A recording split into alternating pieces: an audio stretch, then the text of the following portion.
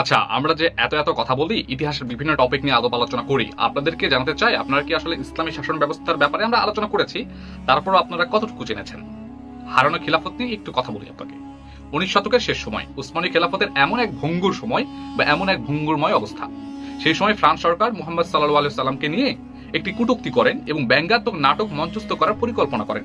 এমনকি ওই নাটকের জন্য যে টিকিট ছিল সেই টিকিটও বিক্রি করা শুরু হয়ে গিয়েছিল। সেই সময় উসমানী খিলাফতের সাহসী সুলতান আব্দুল হামিদ খান ছিলেন। তিনি ফ্রান্স সরকারকে রাসূলুল্লাহ সাল্লাল্লাহু আলাইহি সাল্লামকে নিয়ে কটূক্তি করা এবং ব্যঙ্গাত্মক নাটক প্রদর্শন করতে বন্ধ করার জন্য বার্তা পাঠান। উত্তরে ফ্রান্স সরকার বা ফ্রান্সের সুলতান তাদের দেশের মত প্রকাশ করার স্বাধীনতার কথা বলে নাটকটি মঞ্চস্থ করবে এই কথা বলে সিদ্ধান্ত জানায় এবং উত্তর প্রেরণ করে।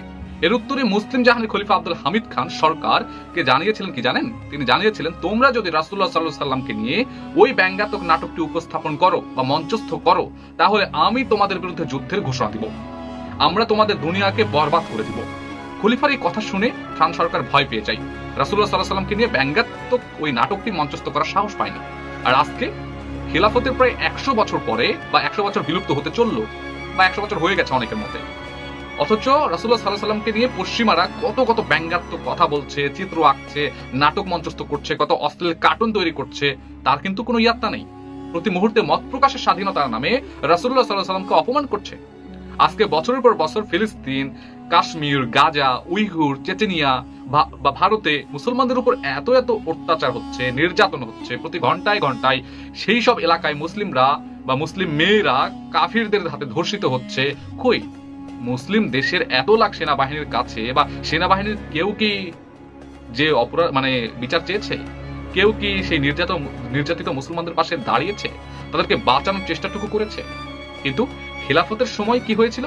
খিলাফতের সময় কল্পনা করুন, খুলাফায়ে রাশিদার শহর শাম বিজয় হয়ে গেছে, ইরাক বিজয় হয়ে গেছে, আফ্রিকার আকাশে কালো পতাকা উঠেছে। উমাইয়া খেলাফতের সময় একদিকে তুর্কিস্তানে, অন্যদিকে স্পেন অভিযান চলছে। এমন সময় সিন্ধু প্রদেশে রাজা দাহির কর্তৃক একদল মুসলমান বন্দী হয়েছিল।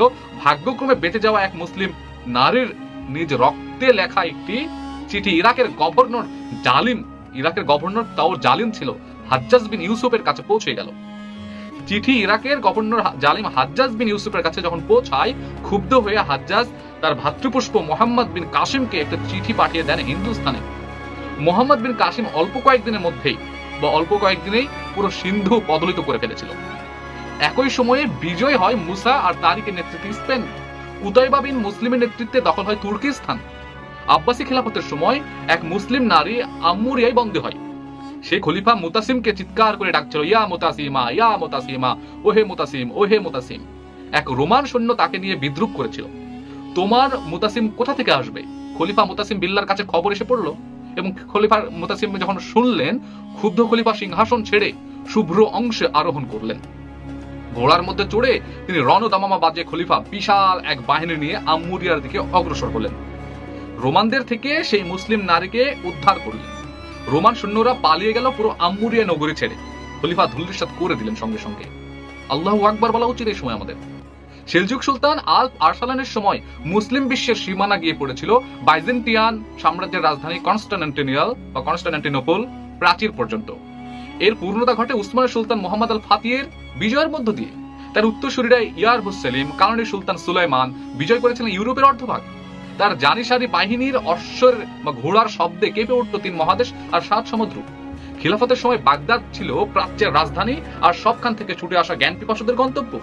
সেই সময় কর্ডোবা ছিল পাশ্চাত্যের রাজধানী আর সবার জন্য ছিল পশ্চিমা সভ্যতা ও জ্ঞানের কেন্দ্রস্থল। আল মদিনাতুল মুকাদ্দাস ততদিন নিরাপদ ছিল যতদিন খেলাফত ব্যবস্থা নিরাপদ ছিল। এর মধ্যে হুমকির মুখেও পড়েছে, কিন্তু উদিত হয়েছিল ইমাদউদ্দিন, নুরউদ্দিন আর সালাউদ্দিনরা। তারা তাদের সমগ্র জীবন ব্যয় করেছে ক্রুসেডারদের থেকে মুকাদ্দাস ভূমি উদ্ধার করার জন্য। তারা পরিচয় দিয়েছেন তাদের খোদাভীরতা ও আল ওয়ালা ওয়াল বারায়ের। শত অক্ষমতা বাধা বিপত্তির মাঝেও খলিফারা আগলে রেখেছিলেন আরজে মুকাদ্দাসকে। খিলাফত ব্যবস্থা মুসলিমদের দিয়েছে বিজয় ও গৌরবের মর্যাদা। একের পর এক ভূখণ্ড বিজয় এনে দিয়েছে। জিহাদের মাধ্যমে বা যুদ্ধের মাধ্যমে কাফিরদের ভীত সন্ত্রস্ত করে রেখেছে। আমাদের কালিমার ছায়াতলে বসবাসের সুযোগ করে দিয়েছে। এই খেলাফতের সময় একজন মুসলিম নারীর জন্য গোটা নগরী ধূলিসাৎ করে দেওয়ার অসংখ্য অসংখ্য নজির রয়েছে। একজন মহিলা চাইলে 500, 1000, 2000 কিলোমিটার একাই পথ চলতে পারত কোনো সিকিউরিটি বা মানুষ ছাড়া। আমাদের মা বোনদের ইজ্জত আবরু নিরাপত্তা নিশ্চিত করেছিল সেই খেলাফত ব্যবস্থা। খেলাফত দিয়েছে মুসলিমদের জান ও মালের ও ইজ্জতের নিরাপত্তা। যেখানে জিম্মি কাফিরও এত নেই বিচার, যেখানে কাফেররা নিরাপদে থাকতো, তাহলে বুঝতে পেরেছেন খেলাফতটা কতটা সকলের জন্য নিরাপদ ছিল।